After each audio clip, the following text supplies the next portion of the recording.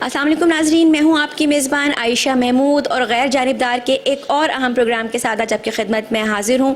اس وقت میں موجود ہوں جماعت اسلامی کے سب سے بڑے رفاہی ادارے الخدمت فاؤنڈیشن اسلام آباد میں، ایک ایسا ادارہ جو ملک میں کوئی بھی آفت آ جائے، سیلاب ہو، زلزلہ ہو، یتیم بچوں کی کفالت کا معاملہ ہو، روزگار کے مسائل ہوں، ملک میں تعمیر و ترقی کا معاملہ ہو، ہر شعبے میں یہ ادارے اپنا فرائض کو پوری طرح سے انجام دے رہا ہے۔ اور اس وقت میرے ساتھ موجود ہیں الخدمت فاؤنڈیشن اسلام آباد کے ڈائریکٹر جناب حامد اطہر صاحب۔ ان سے جانتے ہیں کہ اس ادارے کو چلانے کے لیے یہ کس قسم کے اقدامات کر رہے ہیں، ان کو کیا کسی قسم کے مسائل کا سامنا ہے، اور یہ کس طرح سے اتنی بڑی تنظیم کو اتنے مینیجبل انداز میں لے کر ساتھ چل رہے ہیں۔ تو آئیے ان سے گفتگو کرتے ہیں۔ السلام علیکم سر۔ جی وعلیکم السلام۔ سب سے پہلے آپ کو میں پروگرام میں خوش آمدید کہوں گی اور آپ سے یہ پوچھنا چاہوں گی کہ یہ الخدمت فاؤنڈیشن کا قیام کب عمل میں آیا، اس کو بنے ہوئے کتنا عرصہ ہو چکا ہے، اور اب تک ملک بھر میں آپ کے کتنے ادارے ہیں جو یہ خدمات انجام دے رہے ہیں؟ جی بہت شکریہ۔ میں سب سے پہلے تو کونور چینل کا شکریہ ادا کرتا ہوں کہ انہوں نے مجھے یہ موقع دیا کہ میں الخدمت کے حوالے سے ناظرین کو آگاہی دے سکوں۔ الخدمت فاؤنڈیشن 1990 سے ایک رجسٹرڈ ادارہ ہے، فلاحی ادارہ ہے، اور اس کے پورے ملک کے 150 اضلاع میں باقاعدہ آفس موجود ہیں۔ اس کے علاوہ ملک سے باہر بھی USA، امریکہ، جاپان اور دوسرے ممالک میں بھی ہماری اپیرنس ہے۔ جہاں تک ہمارے کام کا تعلق ہے، ہماری مشن سٹیٹمنٹ یہ ہے کہ اللہ کے وہ بندے جو کسی بھی مالی، جسمانی یا آفت کا شکار ہوں، ان کی خدمت کی جائے، اور اس مقصد کے لیے رنگ، نسل، علاقہ، پولیٹیکل ایفیلیشن کوئی میٹر نہیں کرتی، بلکہ جس کی جو ضرورت ہے اس کے مطابق اس کی خدمت کی جائے۔ اچھا، اس مقصد کے لیے ہم نے اپنے کام کو 7 شعبوں میں تقسیم کر رکھا ہے، اور کسی فرد کو جو بھی ضرورت پڑ سکتی ہے ہمارے کسی نہ کسی شعبے کے تحت وہ پوری کی جا رہی ہوتی ہے۔ ایک دفعہ ہمارے پروگرام میں ایک ہمارے مہمان نے بڑا دلچسپ تبصرہ کیا کہ ماں کی گود سے لے کے قبر کی گود تک کسی فرد کو جو بھی ضرورت پیش آ سکتی ہے، کوئی بھی مسئلہ درپیش ہو سکتا ہے، الخدمت فاؤنڈیشن اپنی بساط کے مطابق اس کی خدمت کرتی ہے۔ تو جیسا کہ کچھ آپ نے ذکر بھی کیا شعبوں کا، تو اگر یتامہ کے شعبے ہی کی بات کی جائے تو اس وقت 20,000 سے زیادہ یتامہ ایسے ہیں، اور ہم یتامہ ان کو نہیں کہتے، باہمت بچے کہتے ہیں۔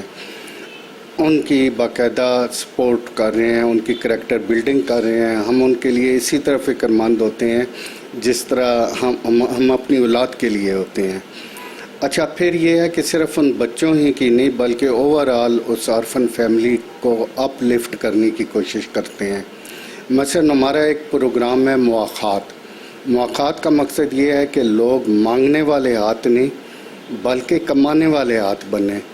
تو اس شعبے کے تحت جہاں ایک طرف عام مرد و خواتین حتیٰ کہ جو خواجہ صحرا ہیں ان کو بھی کاروبار شروع کرا کے اپنے قدموں پہ ہم نے کھڑا کیا ہے، تو وہاں خصوصی طور پہ آرفن فیملیز کی جو مدرز ہیں وہ کوئی کام کر سکتی ہوں تو ہم ان کو سپورٹ کر کے کاروبار بھی شروع کراتے ہیں، تاکہ اوورآل اس آرفن فیملی کی جو پوزیشن ہے ایک مالی لحاظ سے بھی اور معاشرے میں عزت کے لحاظ سے بھی وہ بہتر ہو اور ان کے مسائل کم ہوں۔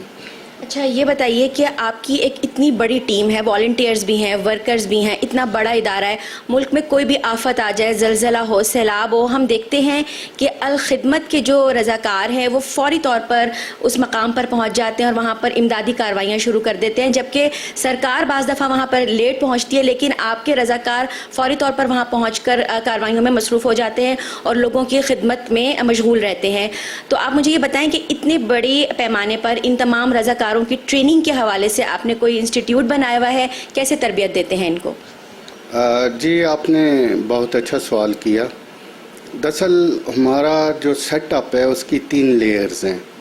ایک لیئرز تو یہ ہے جس طرح میں پریزیڈنٹ ہوں، میرے سیکریٹری اور وائس پریزیڈنٹ اور یہ ہم سب والنٹیئر ہیں، ہم ادارے سے کوئی مفاد وابستہ نہیں رکھتے مالی لحاظ سے۔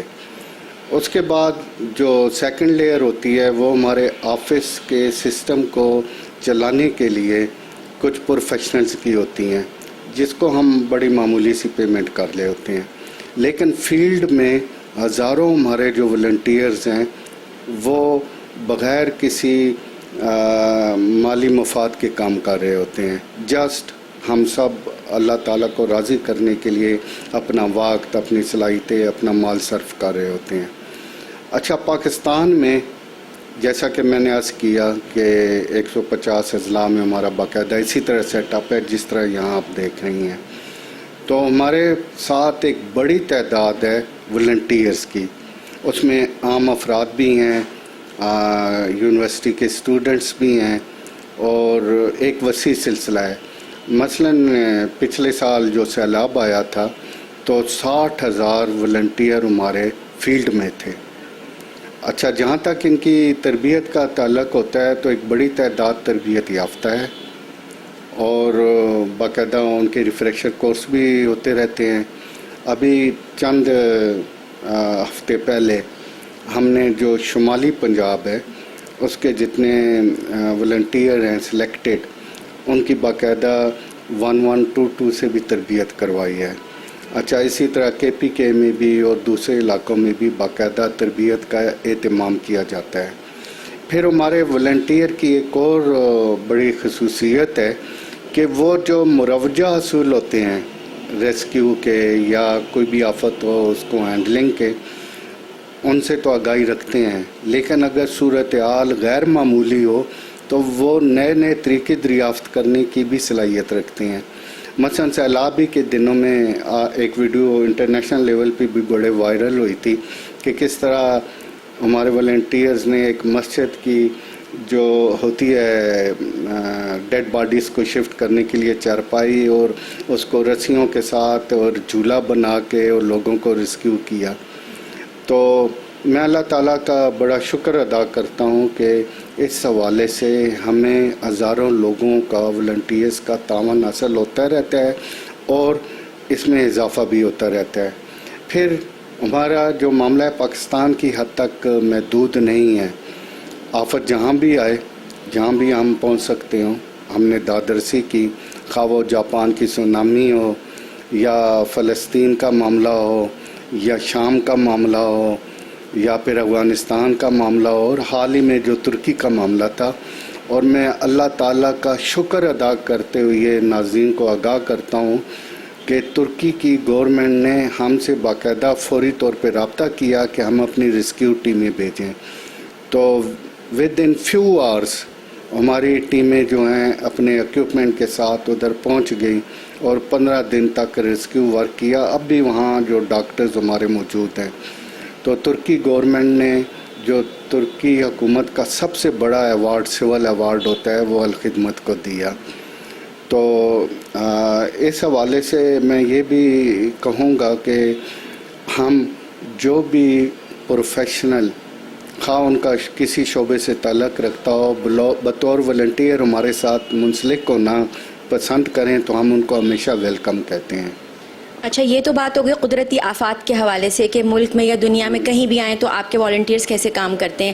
اب کچھ بات کرتے ہیں یتیم بچوں کے حوالے سے، جس طرح سے آپ یتیم بچوں کی کفالت کرتے ہیں، اور آپ نے بتایا کہ ملک بھر میں 150 سے زائد آپ کے یہ ادارے قائم ہیں۔ تو اس میں نے یہ بھی مجھے پتہ چلا ہے کہ بہت سارے بچے تو ایسے بھی آپ کے پاس آتے ہیں کہ جن کے والدین اتنے غریب ہوتے ہیں کہ وہ ان کو تعلیم اور بنیادی سہولیات فراہم نہیں کر سکتے، اور وہ اس لیے بھی آپ کے پاس ان کو چھوڑ کے جاتے ہیں کہ آپ ان کی تعلیم، خوراک، رہائش کا بندوبست کر سکیں۔ تو اس حوالے سے آپ نے انسٹیٹیوٹس کو ڈیوائڈ کیا ہوا ہے کہ کتنے ادارے لڑکوں کے لیے ہیں، کتنے ادارے لڑکیوں کے لیے ہیں، اس کو کس طرح سے ڈفرینشیٹ کیا ہوا ہے آپ نے؟ جی، اچھا، پہلی بات تو یہ ہے کہ یتامہ کے معاملے کو اور ایسے والدین جو اپنے بچوں کو تعلیم نہیں دلا سکتے اس کو مکس اپ نہ کریں، یہ علیحدہ علیحدہ شعبے ہیں۔ جہاں تک یتامہ کا تعلق ہے کہ اس کے ہم نے فردر ڈویژن کر رکھی ہے 2 شعبوں میں۔ ایک تو یہ ہے کہ آغوش کے نام سے ہمارے پورے ملک میں ادارے ہیں، جہاں وہ بچے جن کے والد تو فوت ہو چکے ہوتے ہیں لیکن والدہ بھی نہ ہو یا والدہ ہو اور کسی وجہ سے بچے کو پاس نہ رکھ سکتی ہو تو وہ ہمارے اداروں میں ہوتے ہیں.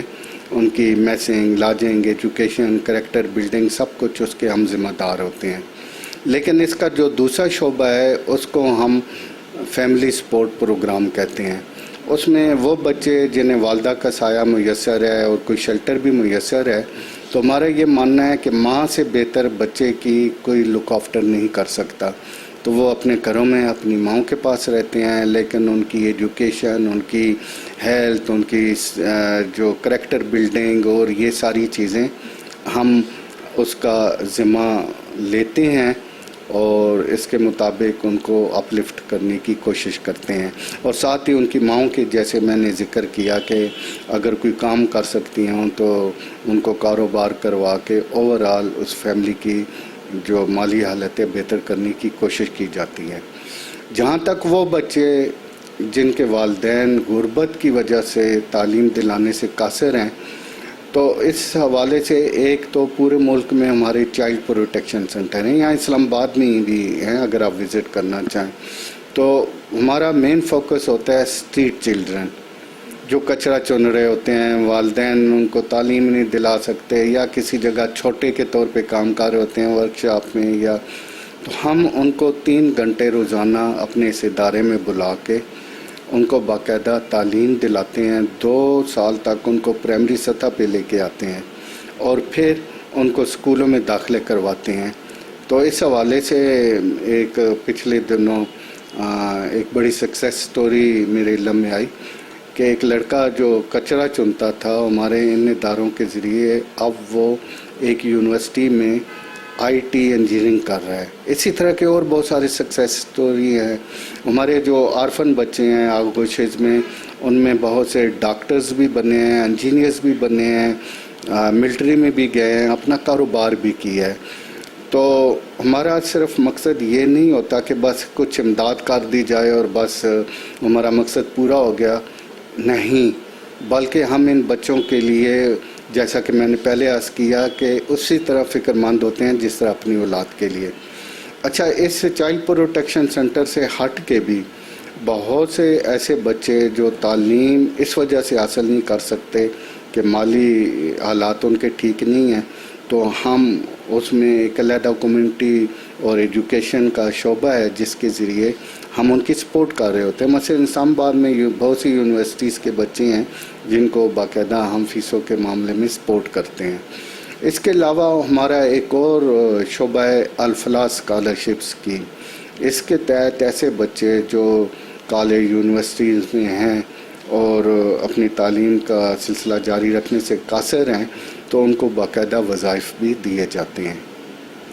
اچھا، آپ نے جس طرح تعلیم کے حوالے سے بات کی ہے تو ظاہر ہے اتنی بڑی تعداد میں لوگوں کو ان کو تعلیم دلوانا، ان کے خرچے اٹھانا تو اس میں ٹھیک ٹھاک رقم درکار ہوتی ہے. تو آپ کو فنڈنگ ایزیلی ہو جاتی ہے اور یہ فنڈنگ صرف پاکستان سے ہوتی ہے یا بیرون ملک سے بھی لوگ سپورٹ کرتے ہیں؟ اور حکومت پاکستان کے حوالے سے بھی بتائیں کہ کیا سرکاری سطح پہ کوئی تعاون حاصل ہے آپ کو؟ جی دیکھیں، اس میں تعلیم کے شعبے سے آپ نے بات کی ہے تو ایک اور بات میں واضح کر دوں کہ ہمارے بہت سے ووکیشنل سینٹر بھی ہیں، اسکول بھی ہیں اور ٹیکنیکل ایجوکیشن سینٹر بھی ہیں. اور ابھی حال ہی میں جو کراچی میں بنو کابل پروگرام لانچ ہوا تھا کہ بہت ہزاروں کی تعداد میں بچوں کو کمپیوٹر کے جو لیٹسٹ ٹول ہیں ان کی ٹریننگ دے کے جاب سیکر نہیں بلکہ جاب کریٹر بنایا جائے. اسلام آباد میں بھی ہم نے یہ سلسلہ لانچ کیا ہے اور اب پورے ملک کی سطح پہ یہ لانچ ہونے جا رہا ہے. تو اس کے علاوہ جو آپ نے فنڈنگ کی بات کی ہے، آف کورس اس میں بہت سارے فائنانس کی ضرورت ہوتی ہے، لیکن میں اللہ تعالیٰ کا شکر ادا کرتا ہوں کہ بہت سے اہل خیر ہمارے ساتھ منسلک ہیں. وہ اس حوالے میں ہمارے اوپر ٹرسٹ کرتے ہیں جو ہم اپنی رسپانسبلٹی سمجھ کے بالکل جو ضرورت مند ہوتے ہیں ان تک پہنچاتے ہیں. اچھا، جہاں تک آپ نے فارن فنڈنگ کی بات کی ہے تو فارن فنڈنگ اس طرح تو ہمیں نہیں ہوتی، لیکن ہمارے بہت سے پاکستانی ہمدرد جو وہاں مقیم ہیں وہ ہماری سپورٹ کرتے ہیں. باقی جہاں تک گورنمنٹ کا تعلق ہے تو میں تو اس حوالے سے ان کا شکریہ ادا کرتا ہوں کہ انہوں نے ہمیں اجازت دے رکھی ہے کہ ہم یہ کام کر سکیں. ادروائز اس سے بڑھ کے کوئی ہمیں ان کی فائنانشیل سپورٹ یا ایسی ہو تو ایسا کوئی سلسلہ نہیں ہے. ملک کی تعمیر و ترقی کے حوالے سے بتائیں، کیونکہ آپ پتہ چلا ہے کہ جو سیلاب زدہ علاقے ہیں جہاں لوگوں کے گھر ٹوٹ گئے، پانی میں بہہ گئے، وہاں آپ نے کوئی تعمیر و ترقی کا سلسلہ شروع کروایا ہے کہ ان لوگوں کی آباد کاری کے حوالے سے کچھ کام کیا جا سکے اور انہیں گھر پرووائڈ کیے جا سکیں. اس کے حوالے سے کوئی تفصیلاً بتائیں. جی ہمارا جو شعبہ آفات ہے وہ 3R فارمولے پہ کام کرتا ہے. پہلا R ہے ریسکیو کا مطلب یہ ہے کہ جو امیڈیٹ تھریٹ ہے اس سے لوگوں کو محفوظ کیا جائے. دوسرا R ہے ریلیف، کہ جب ان کو کیمپوں میں ادھر لے کے آئیں تو ان کی ضروریات کا خیال رکھا جائے. اور تیسرا R ہے ری ایبلیٹیشن. اس وقت ہم ری ایبلیٹیشن فیز پہ ہے. اس پہ ہزاروں گھر بنا کے ہم مختلف جو تھے متاثرین ان کے سپرد کر چکے ہیں. لیکن معاملہ صرف گھروں تک محدود نہیں ہے، بلکہ جہاں پانی اتر گیا تھا اور فصلوں کی کاشت ہو سکتی تھی وہاں باقاعدہ ہم نے بیج اور کھاد اور ایون ان کو ٹیکنیکل انفارمیشنز اور وہ بھی دیں تاکہ جو ایک متوقع فوڈ کرائسس تھا پاکستان کو اس میں بھی کمی آ سکے اور ان کو جو افراد ہیں ان کو میسر آ سکے سپورٹ اور وہ اپنے قدموں پہ کھڑا ہوں. اچھا، اس کے علاوہ یہ ہے کہ ہزاروں بچے یتیم ہو گئے ہیں تو ان کو ہم نے اپنے آرفن کیئر پروگرام کے تحت لے لیا ہے اور ان کی اسی طرح پرورش شروع کر دی ہے. یہ سیلاب کے دوران کی بات کر رہے ہیں آپ؟ میں سیلاب کے دوران جو بچے والدین فوت ہو گئے تھے، بہہ گئے تھے اور بچے بیچارے یتیم ہو گئے تھے، میں ان یتامہ کی بات کر رہا ہوں. ویسے تو اوورآل ہم یتامہ کا کر رہے ہیں کافی سالوں سے، لیکن یہ in addition to rehabilitation work اس کے تحت میں بات کر رہا ہوں. اچھا، اس کے علاوہ ہم نے یہ بھی فوکس کیا ہے کہ وہ لوگ جو کاروبار کرنا چاہ رہے ہیں تو ہم اپنے شعبہ مواخات اس کے تحت بھی ان کو سپورٹ دے کے اپنے قدموں پہ کھڑا کریں. تو سیلاب کے دنوں میں 10 ارب روپے ہم نے خرچ کیا تھا. ابھی ری ایبلیٹیشن پہ ابتدائی طور پہ 5 ارب ہم خرچ کر رہے ہیں اور اس میں اضافہ بھی ہوتا جا رہا ہے وقت کے ساتھ ساتھ. ایسے علاقوں میں صاف پانی کی سپلائی کے حوالے سے کوئی کام کیا ہے آپ نے؟ جی، صاف پانی کا آپ نے بڑا ایک اچھا سوال کیا کہ اس وقت بھی پاکستان میں بہت سے ایسے علاقے ہیں جہاں جانور اور انسان ایک ہی جگہ سے پانی پینے پہ مجبور ہیں اور اس کی وجہ سے ہیلتھ ایشو بھی آتے ہیں. الحمدللہ 40 لاکھ سے زیادہ افراد کو روزانہ ہم صاف پانی مہیا کر رہے ہیں. اگر اسلام آباد میں بھی چاہیں تو بہت سے فلٹریشن پلانٹ ہیں جن کو وزٹ کروایا جا سکتا ہے اور پورے ملک میں ہے سلسلہ. اچھا، پھر اس وقت پانی تو بہت تھا سیلاب کے دنوں میں لیکن مضر صحت تھا، تو اس وقت بھی ہم نے مختلف سورسز کے ذریعے صاف پانی مہیا کیا. یعنی اس وقت ہم نے جہاں موبائل ہیلتھ ہاسپیٹل بنائے وہاں ہم نے موبائل فلٹریشن پلانٹ بھی انٹروڈیوس کروائے اور صاف پانی مہیا کیا. اب جہاں جہاں حالات بہتر ہو رہے ہیں تو وہاں باقاعدہ بور کروا کے اور اس طرح کے جو مختلف سورسز ہیں ان کے ذریعے صاف پانی کا اہتمام ہو رہا ہے. جی ناظرین، اب وقت ہوا ایک مختصر سی بریک کا. کہیں مت جائیے گا، ہم واپس آتے ہیں لمحوں کی بریک کے بعد.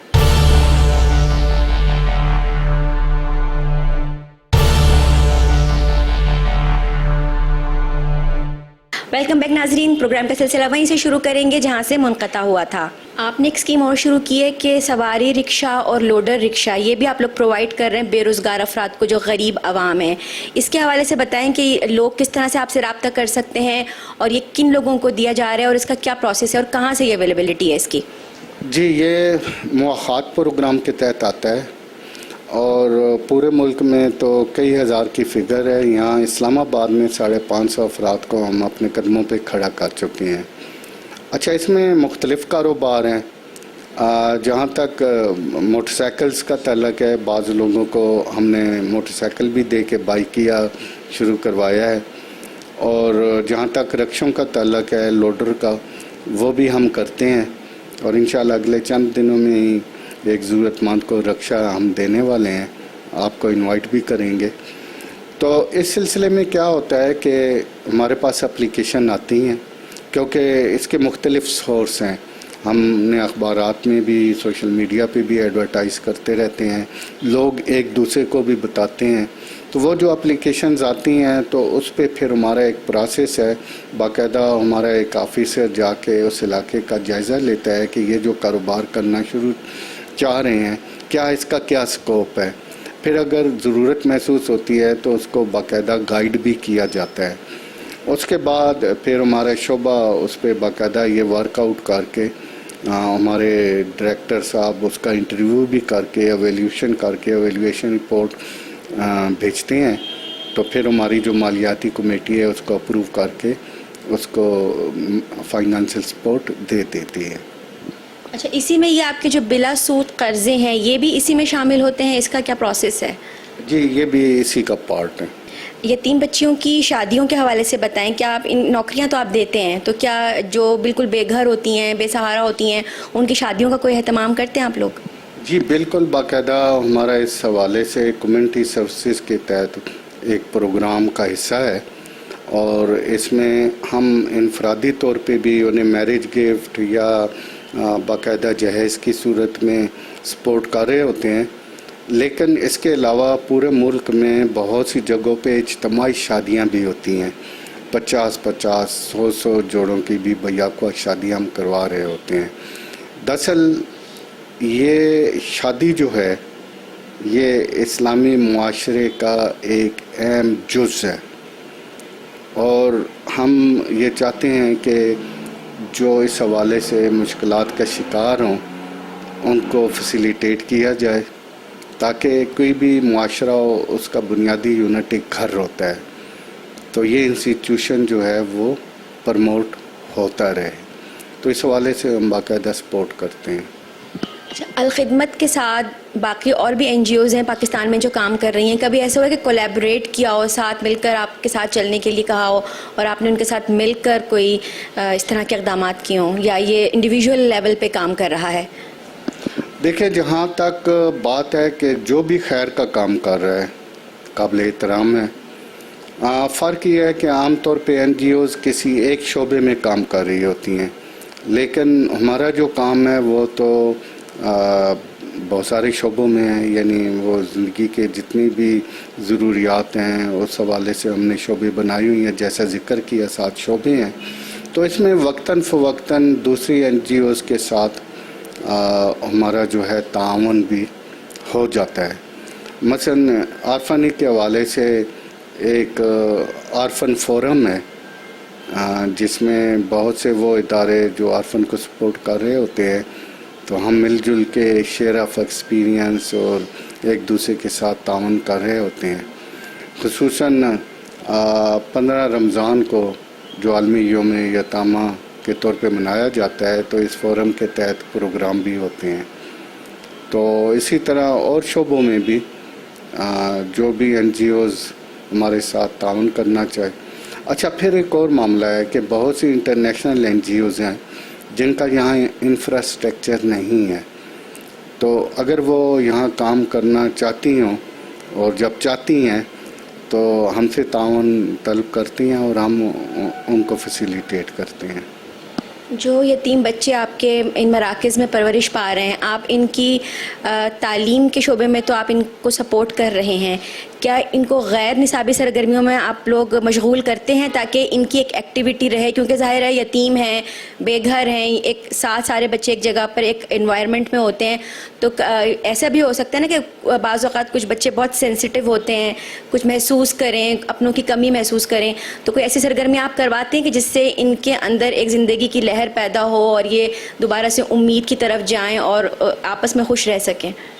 جی بالکل، بات یہ ہے کہ جیسا کہ میں نے پہلے عرض کیا تھا کہ ان بچوں کے لیے ہم ایسے ہی فکر مند ہوتے ہیں جس طرح اپنی اولاد کی طرح، تو ان کی میسنگ، ایجوکیشن اور کریکٹر بلڈنگ اور یہ سب چیزیں ہو رہی ہوتی ہیں، اور اس میں جو بچے بعض بولنے کی صلاحیت رکھتے ہیں، بعض لکھنے کی رکھتے ہیں، بعض تصویریں بنا لیتے ہیں، بعض اور کوئی، تو ہم باقاعدہ ان صلاحیتوں کو کا اظہار کرنے کے لیے ان کو مختلف فورمز پہ موقع بھی دیتے ہیں.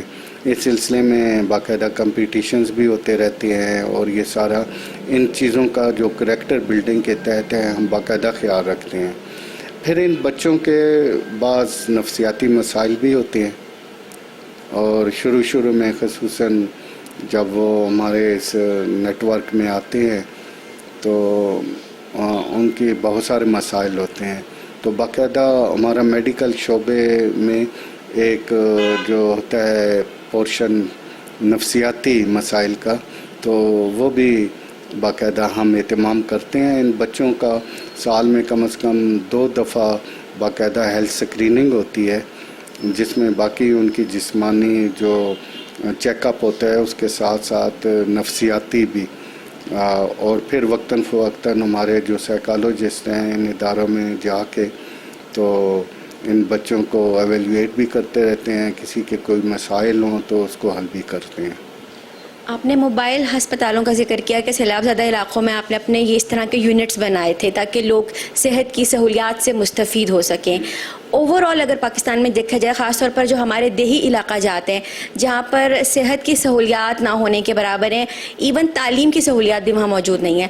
بہرحال میں اس وقت صحت کے حوالے سے بات کروں گی کہ دیہی علاقہ جات میں جہاں ہسپتال نہیں ہے، ڈسپینسریاں نہیں ہیں، ادویات کی فراہمی ممکن نہیں ہے لوگوں کو، اور لوگوں کو شعور بھی نہیں ہے کہ وہ کس طرح سے خود کو صحت مند رکھ سکتے ہیں اور کس طرح سے بیماریوں سے بچا سکتے ہیں. تو ایسے علاقہ جات میں آپ نے کوئی کام کیا ہے کہ وہاں پر کوئی ایسا مرکز بنے کہ جہاں پر وہ جائیں اور اپنا علاج کروا سکیں؟ جی، صحت ایک بنیادی مسئلہ ہے اور پہلے تو آپ نے موبائل ہیلتھ یونٹ کا ذکر کیا سیلاب کے حوالے سے. تو اس میں ہمارے کیمپوں میں میڈیکل ٹیمز تو پہلے ہی موجود تھیں، لیکن وہاں ایک اور جو مسئلہ سامنے آیا کہ کئی لاکھ خواتین امید سے تھیں اور اگلے چند مہینوں میں اور بعض کا چند ہفتوں میں یہ وقت آنا تھا. تو وہ عام جو کیمپ میڈیکل کیمپ تھے ہمارے اس میں تو ان کو اکاموڈیٹ کرنا بڑا مشکل تھا. تو پھر اس موقع پہ ہم نے 11 موبائل ہاسپٹل بنائے جس میں یہ ساری فیسلٹیز موجود تھیں کہ آنے والے مہمانوں کا بہتر انداز میں استقبال کیا جا سکے. تو وہ موبائل ہیلتھ یونٹ اب بھی دوسرے علاقوں میں سروس دے رہے ہیں. پھر ہم یہ کرتے ہیں کہ وقتاً فوقتاً مختلف ریموٹ ایریاز میں میڈیکل کیمپ لگاتے ہیں. اچھا، اس کیمپ میں ہم فری ادویات بھی دیتے ہیں. اگر کسی کا کوئی بڑا مسئلہ ہو تو قریب 3 جو ہمارا ہاسپٹل ہوتا ہے اس میں ریفر کر کے بھی اس کا علاج کیا جاتا ہے. اور پھر جیلوں میں بھی ہم وقتاً فوقتاً میڈیکل کی ٹیمیں بھی اور یہ بھیج کے جو قیدی ہوتے ہیں ان کو بھی فیسلٹی دیتے رہتے ہیں. اچھا، آپ غربت کا دور ہے، ہر انسان روٹی کے پیچھے بھاگ رہا ہے، اور اگر پاکستان کی بات کی جائے تو یہاں پر تو غربت کی لکیر سے لوگ نیچے جا چکے ہیں اور ایون 2 وقت کا کھانا بھی لوگوں کو مشکل سے ہی مہیا ہوتا ہے. تو اس حوالے سے آپ نے کوئی لنگر خانوں کا انتظام کیا ہوا ہے کہ جو غریب عوام ہے، جو جن کے پاس پیسہ نہیں ہے، وہ 2 وقت کی روٹی وہاں سے کھا سکیں؟ کوئی ایسے ادارے ہیں آپ کے جو کھانا پرووائڈ کر رہے ہوں؟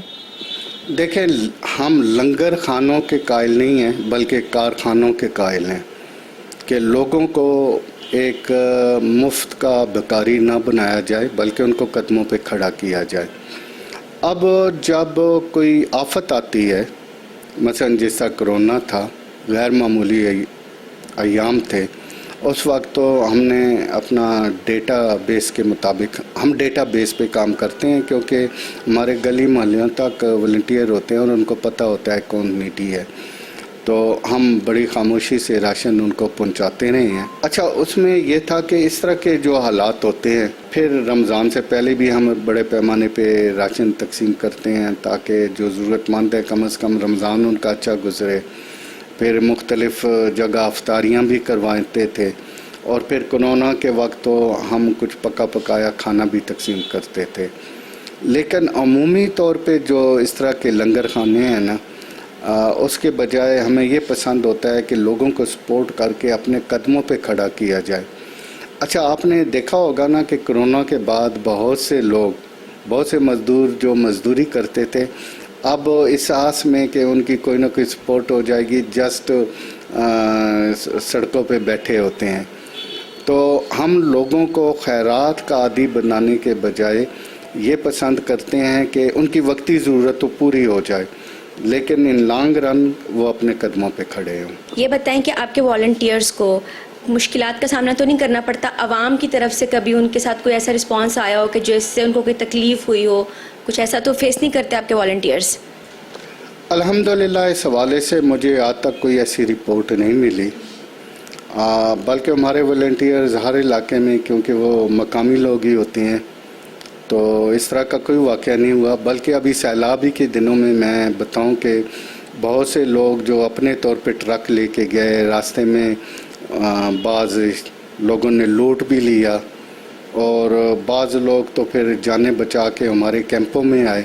اور ہمارے کیمپ اس لحاظ سے محفوظ تھے کہ باقاعدہ ایک وہاں سیٹ اپ تھا اور اس میں ظاہر ہمارے مقامی ذمہ داران اور اس طرح کے جو باثر لوگ تھے. تو اس طرح کا تو آف کورس کوئی مسئلہ نہیں ہوا. لیکن بعض اوقات یہ ہوتا ہے کہ میں مثلاً ایک واقعہ بتاؤں کہ ایک رمضان سے پہلے ہم نے مختلف علاقوں میں باقاعدہ ڈیٹا لے کے اور ان علاقوں میں اتنا راشن بھجوا کے تقسیم کے لیے بھیجا تھا. یعنی اس وقت کے بعد ہم نے یہ پالیسی بنائی ہے کہ ہم اس طرح تقسیم نہیں کریں گے بلکہ گھر گھر پہنچائیں گے. تو اس وقت کیا ہوا کہ مثلا ایک ایریا میں 500 افراد کے لیے ہم نے بھیجا تھا جو ہمارے پاس رجسٹرڈ ہوئے تھے. تو وہ لوگوں کو اور اس طرح پتہ چلا تو ایک ہجوم ہو گیا. تو اس طرح اس وقت پھر ہمیں کوئی مشکل پیش آئی تھی اس کو ہینڈل کرنے میں. لیکن ایز سچ ہمارے والنٹیئرز کو جو آفت اگر آ رہی ہو تو اس حوالے سے جو ایٹماسفیرک کنڈیشنز ہوتی ہیں ان کو فائٹ کرنے کے لیے تو مشکل آتی ہے لیکن لوگوں کے حوالے سے نہیں آتی. مثلا جو سیلابی کے حوالے میں ہمارے والنٹیئر کیونکہ وہاں تو انفراسٹرکچر سارا ختم ہو گیا تھا، اونٹوں بھی پہنچے، گھوڑوں پہ پہنچے، جہاں موٹر سائیکل جا سکتے تھے پھر جہاں ایمبولینس جا سکتی تھی کسی نہ کسی طریقے سے پہنچے. پھر دن رات خدمت کی، راتوں کو جاگ کے اور یہ سارا تو وہ تو ایک علیحدہ پارٹ ہے. لیکن میں نہیں سمجھتا کہ لوگوں کی عام افراد کی طرف سے کوئی مشکل پیش آتی ہو.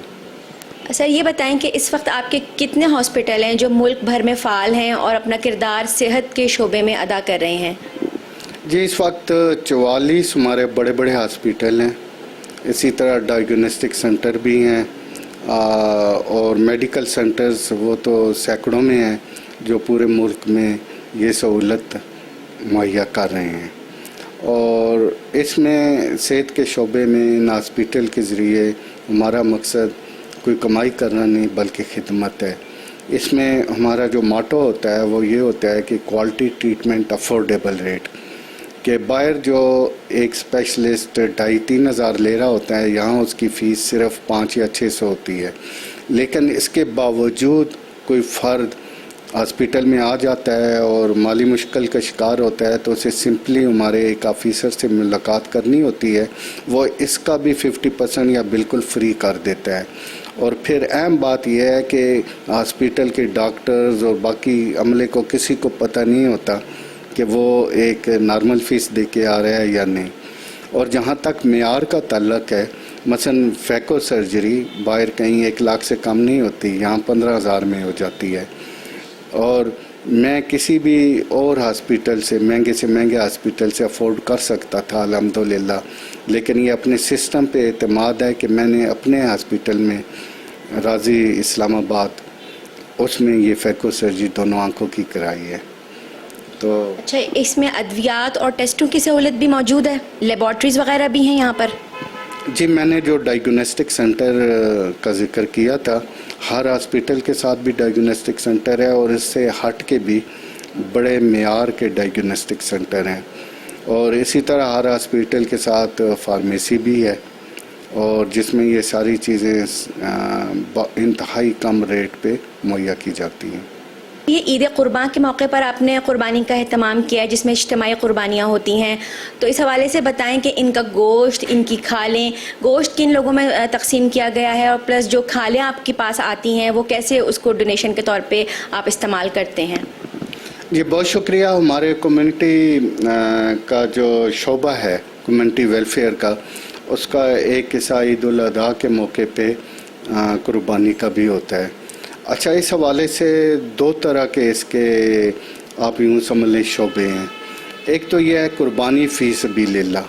قربانی سبیل اللہ کا مطلب یہ ہوتا ہے کہ لوگ ہمیں ڈونیشن دے دیتے ہیں اور ہم پہ یہ چھوڑ دیتے ہیں کہ وہ جو گوشت ہے ہم جہاں مناسب سمجھے تقسیم کریں. دوسرا یہ ہوتا ہے اجتماعی قربانی. اجتماعی قربانی کے ذریعے کیا ہوتا ہے کہ لوگ جو ہمیں شیئر دے رہے ہوتے ہیں اور اس کے بدلے جانوروں میں ان کا جو شیئر ہوتا ہے وہ خود لے جاتے ہیں اور اپنی مرضی سے تقسیم کرتے ہیں. لیکن اس اجتماعی قربانی کے ذریعے ہم انہیں یہ سہولت مہیا کر رہے ہوتے ہیں کہ منڈیوں میں جا کے جانور خریدنا، پھر اس کی دیکھ بھال کرنا، پھر اس کے ذبیحے کا اہتمام کرنا، پھر یہ سارا اس طرح کے جھنجھٹ سے وہ بچ جاتے ہیں. تو یہ تو دو بنیادی شعبے ہیں اس ہمارے پروجیکٹ کے. ایک تیسرا شعبہ ہوتا ہے وہ ہے چرم کلیکشن، یہ جو کھالیں ہوتی ہیں اکٹھا. اچھا، اب کسی دور میں تو اس میں ہمیں بہت ساری بچت ہو جاتی تھی اور وہ بھی ہم کمیونٹی ویلفیئر کے کاموں میں استعمال کرتے تھے. لیکن پچھلے کچھ سالوں سے یہ جسٹ ایک سروس ہے. وہ اس وجہ سے کہ ایک تو گرمی کی وجہ سے کھالیں بہت بڑی مقدار میں خراب ہو جاتی ہیں، پھر کھالوں کا ریٹ بھی انتہائی کم. مثلا کسی دور میں جو 4,500-5,000 ہزار ایک کھال کا، گائے کی کھال کا ریٹ ہوتا تھا، اب وہ پچھلے سال تو 700-800 روپے اور ابھی 1100-1200 ہے. تو اس سے ہمارے جو اخراجات ہوتے ہیں ان کو منا کر کے ہمیں آلموسٹ یا تو نو پروفٹ نو لاس یا کچھ پلے سے ڈالنا پڑتا ہے. لیکن یہ ہم اس مقصد کے لیے کرتے ہیں کہ لوگوں کو ایک فیسلٹی دی جائے، ایک سروس دی جائے. اگر یہاں اسلام آباد کی بات کریں، پورے ملک کا ہر جگہ ایسے ہی ہوتا ہے، لیکن اسلام آباد میں ہم نے 30 کیمپ لگائے ہوئے تھے اور مجموعی طور پہ 900 سے زیادہ گائے اور کوئی 500 کے لگ بھگ بکروں کا ذبیحہ ہوا. ہمارے چینل کے پلیٹ فارم کے توسط سے عوام کو، گورنمنٹ کو کوئی میسج دینا چاہیں، کچھ بتانا چاہیں تو آپ کہہ سکتے ہیں. دیکھیں، جہاں تک میرا دین کا علم ہے، اس سے اختلاف بحرحال کیا جا سکتا ہے کہ نماز، روزہ، حج، زکوٰۃ، یہ جو فرائض ہیں یہ تو ہم نے لازمی پورے کرنے ہیں، کیونکہ یہ اللہ تعالیٰ سے ایک تعلق کا ذریعہ بنتے ہیں. لیکن اللہ کو راضی رکھنے کے لیے جو ذرائع ہیں اس میں بڑا ذریعہ اس کے بندوں کی خدمت ہے.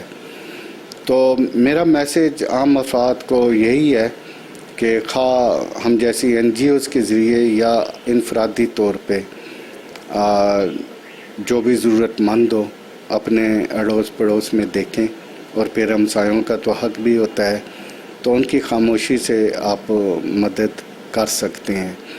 لیکن جو میں خصوصی طور پہ کہتا ہوں، بعض لوگ جو کرتے ہیں کہ مثلا راشن لے آیا، روڈ پہ کھڑا ہو کے تقسیم کر دیا، اس سے بہت سارے مسائل جنم لیتے ہیں کہ بعض لوگوں کو تو منوں کے حساب سے راشن مل جاتا ہے، بعض ضرورت مند محروم رہ جاتے ہیں.